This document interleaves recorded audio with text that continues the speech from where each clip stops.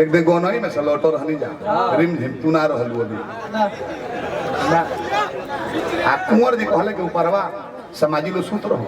हमने प्रयास सही में सूत रहे हम अजीत कुंवर जी सूत गई पेटिया कौन खोद देहलस लइका ऊपरवा से बहुत दौड़ले भाग के घरे आ गए जहां हमनी कुंवर जी के का जाने मैन फोर्स के गोली खा ले का दो हम ऐसे कह के अलग ना हम सूत बनी हम सुतल नहीं की बहाना को हम सूत गई बनी अजीत सूत गइले मोरो जी सूत गइले जब 12 दिन बजो तो पिंकी एक होदा करे कुंवर पिंकी लांगड़ा सूत गइला अजीत सूत गइला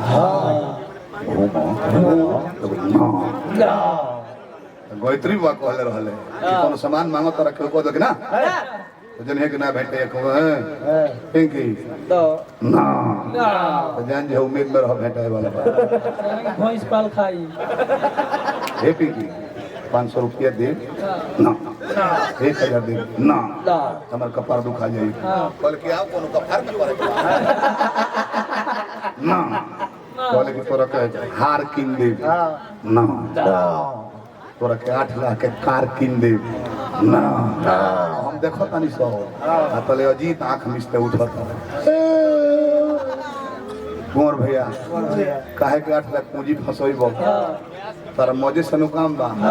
हमरे गान मार दे एगो हारमोनिया किन दिया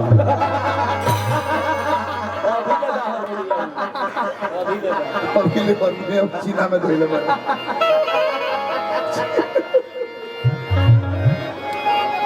और इनका नहीं बू आओ शादी कोइले बने अब फिचकारी लेके मर्द में हल बना धन्य हो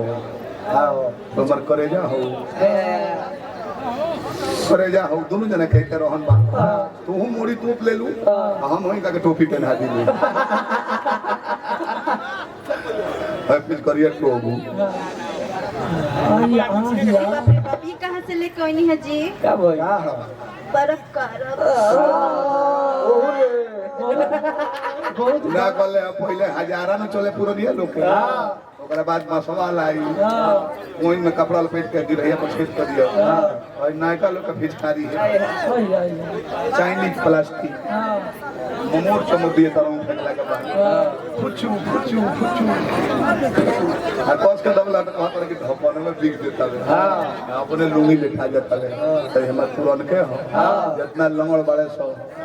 हारा में बाढ़ आई कई जगह धन दहा के कहाँ जाए रोहतास चाहे उन्हें ऊपर चल जाओ वही ना जितना लंगड़ गुड़ के बालू के गुड़ वाला जोड़ भगवान कोई में दे दे बिजोड़ सिंह में मैं बोल रहा लगाए रोग जहाँ जहाँ मन कर कहाँ लगा देखिए रंग लगाओ कि कहत तनी अभी हम नए नए डोली पर चढ़ के आयल बने अभी हमर कम सीन उम्र बा ऐसे रंग ना लगाए दे मेरा राजा जी अभी हमर उम्र नाजुक बा नजुकी है सिर पर एक बात आ रही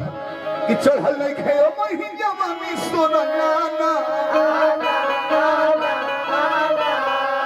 देखिए तो कई नकल भाई में खेसारी के बाकी पवन के भिखारी ठाकुर के कि महेंद्र मिश्र के अरे देखिए तो अपन माल दे के मार्केट में बानी जितना लौंडा बैंड के जितना लौंडा रहे हैं कुल ब्यास हो गइले एगो तनी बिना नाचे वाला के ब्यास बताई तो जेकर नाम हिट लिस्ट में बा एक जना केहू नहीं केहू सामी न पाए तो वो होता ना बाजार में नहीं खो ना तो सब घरी लोग कौन जो होता कौन बैंड के लौंडा कौन कमरिए के लपका देता हम तो ये फिर में रही जितना नाचे वाला ब्यास बन महाराज लोहा का बैरिंग बोलेरो में बा तो बदले के पड़ता ग्रीसिंग करावे के पड़ता ये लोग इतना कमर आप फैलावत ये लोग के ग्रीसिंग करे से करावत लो हमरा अंदाज बैठा कौन ना ग्रीस गट से चढ़ल नहीं